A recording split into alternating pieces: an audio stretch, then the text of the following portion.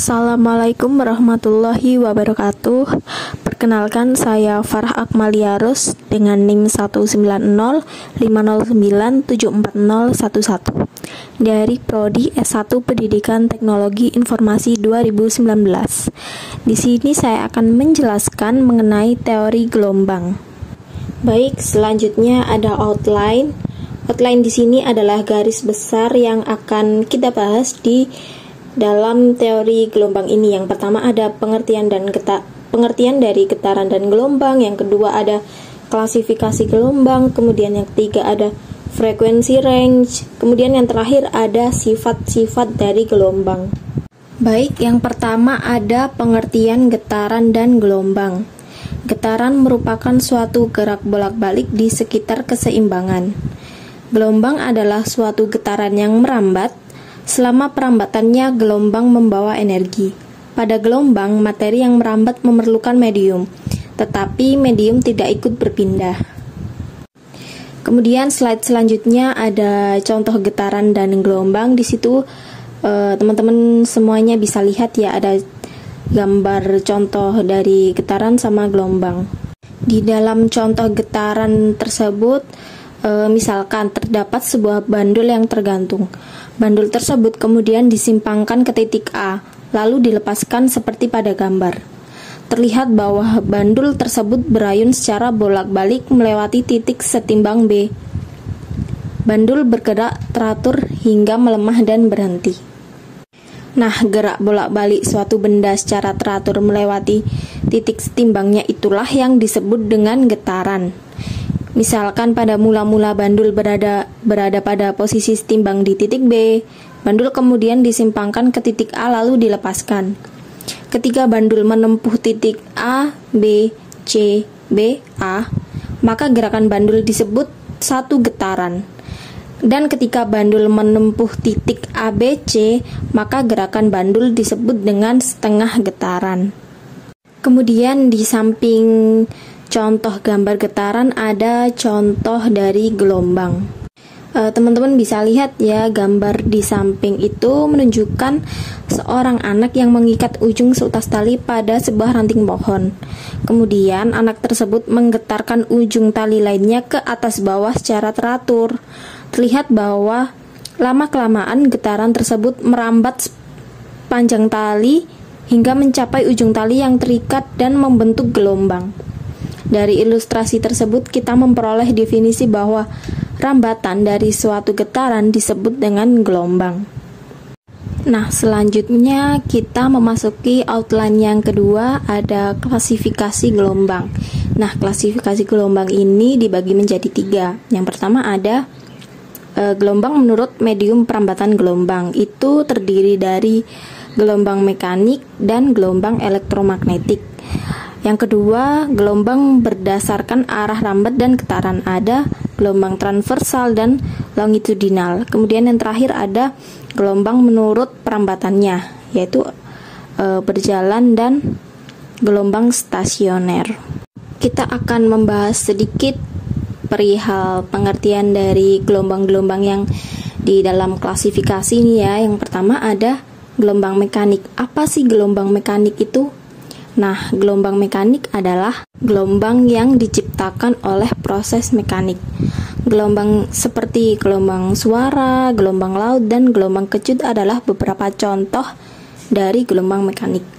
Semua gelombang mekanik membutuhkan media untuk merambat. Energi gelombang mekanik bergantung pada amplitudo gelombang. Sedangkan untuk gelombang elektromagnetik sendiri memiliki medan listrik dan medan magnet yang berosilasi tegak lurus satu sama lain dan tegak lurus dengan arah rambat gelombang. Semua gelombang elektromagnetik memiliki kecepatan yang sama dalam ruang hampa. Frekuensi gelombang elektromagnetik menentukan energi yang tersimpan di dalamnya. Selanjutnya ada gelombang transversal dan gelombang longitudinal. Gelombang transversal adalah gelombang di mana gerakan medium berada pada sudut yang tepat ke arah gelombang. Sedangkan untuk gelombang longitudinal adalah gelombang di mana gerakan medium berada dalam arah yang sama dengan gelombang. Kemudian memasuki poin yang terakhir pada klasifikasi gelombang, terdapat gelombang berjalan dan gelombang stasioner. Gelombang berjalan adalah jenis gelombang yang sama pada setiap titik yang dilalui. Sedangkan untuk gelombang stasioner adalah jenis gelombang yang berubah-ubah antara 0 sampai nilai maksimum tertentu. Setelah kita mengetahui pengertian singkat ya dari semua gelombang, ada 6 gelombang tadi. Nah, sekarang kita berlanjut ke pembahasan perbedaan di tiap poin klasifikasi. Nah, yang pertama ini kita membahas klasifikasi yang pertama ya. Ini ada perbedaan gelombang mekanik dan elektromagnetik. Di sini sudah tertera penjelasannya. Untuk yang pertama, perbedaannya gelombang elektromagnetik tidak membutuhkan media apapun untuk bergerak, sedangkan gelombang mekanik harus memiliki media untuk merambat. Perbedaan yang kedua, energi gelombang elektromagnetik dikuantisasi, tetapi energi gelombang mekanik bersifat kontinu. Perbedaan yang ketiga, energi gelombang mekanik bergantung pada amplitudo gelombang, tetapi energi gelombang elektromagnetik hanya bergantung pada frekuensi. Kemudian perbedaan yang terakhir ada gelombang elektromagnetik menampilkan perilaku seperti partikel, tetapi gelombang mekanik tidak menampilkan perilaku seperti itu. Selanjutnya kita membahas perbedaan gelombang transversal dan gelombang longitudinal. Nah, di sini sudah tertera perihal perbedaannya. Yang pertama, gelombang longitudinal menyebabkan perubahan tekanan berbagai bagian medium yang dilaluinya.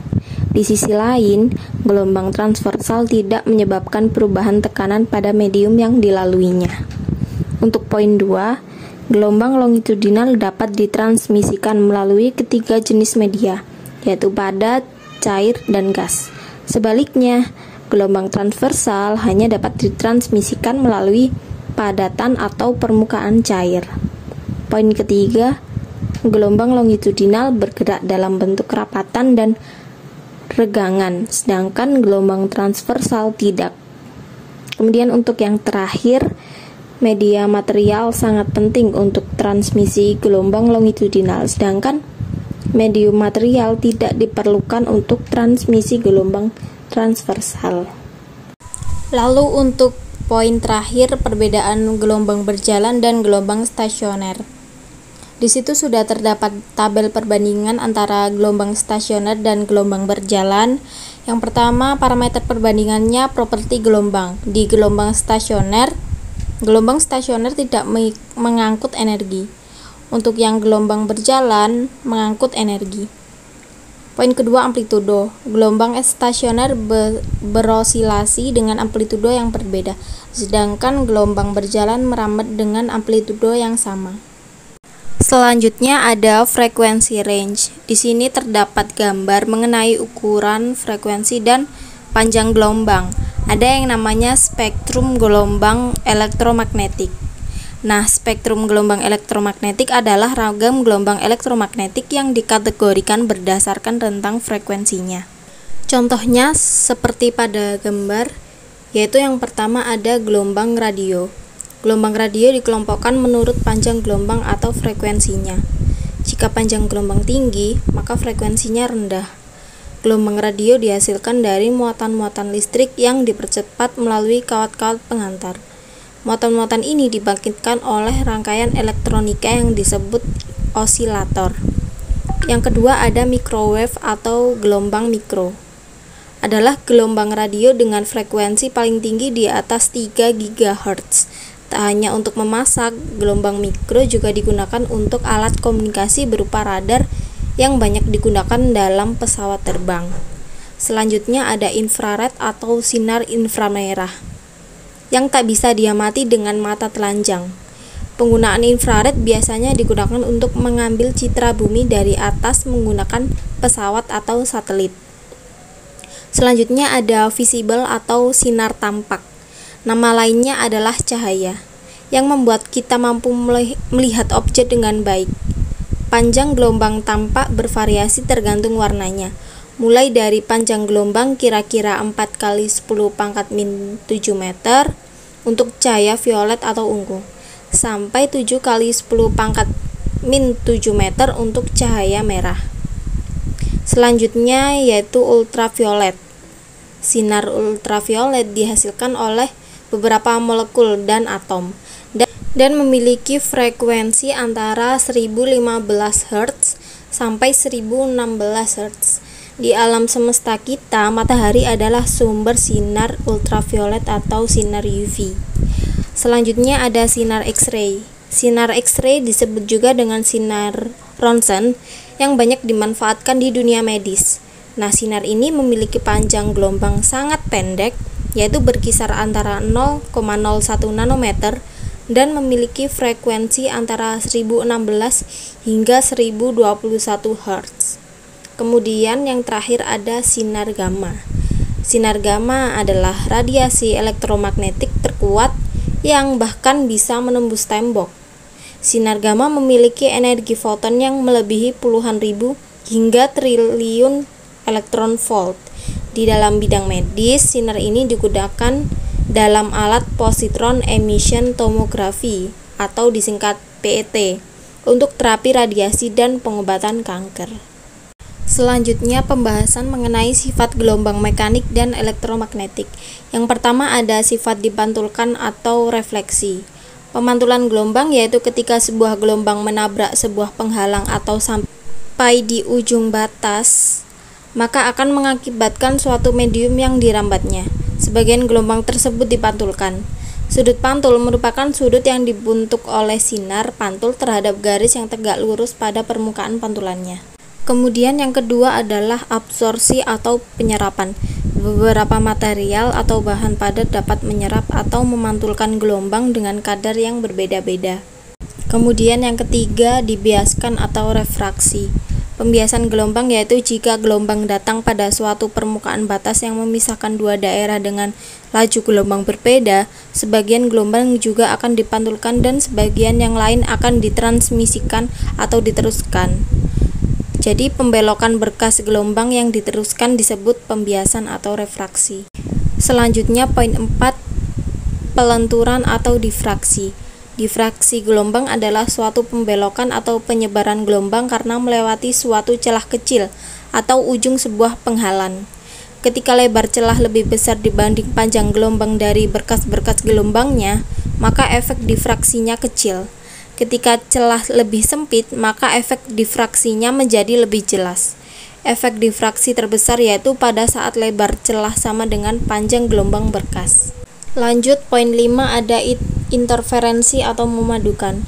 Interferensi gelombang adalah ketika dua gelombang konheren atau memiliki frekuensi dan selisih fase tetap bertemu, maka akan terjadi interferensi gelombang.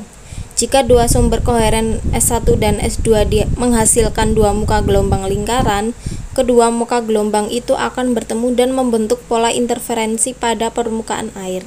Selanjutnya poin 6, dispersi. Dispersi gelombang merupakan perubahan bentuk sebuah gelombang ketika gelombang merambat melalui suatu medium. Suatu medium di mana laju gelombang tidak bergantung pada panjang gelombang atau frekuensinya dapat disebut medium non-dispersif. Kemudian untuk yang terakhir ada pengkutupan atau polarisasi. Polarisasi gelombang dibagi menjadi dua macam, yaitu polarisasi vertikal dan horizontal. Vertikal adalah sebuah gelombang pertama yang Anda peroleh dengan cara menggerakkan tali ke arah atas dan ke arah bawah. Kemudian untuk horizontal adalah sebuah gelombang kedua yang Anda peroleh dengan cara menggerakkan tali ke arah samping. Nah, baik, itu tadi penjelasan singkat dari saya mengenai teori gelombang. Apabila ada salah atau kurangnya, saya pribadi mohon maaf. Wassalamualaikum warahmatullahi wabarakatuh.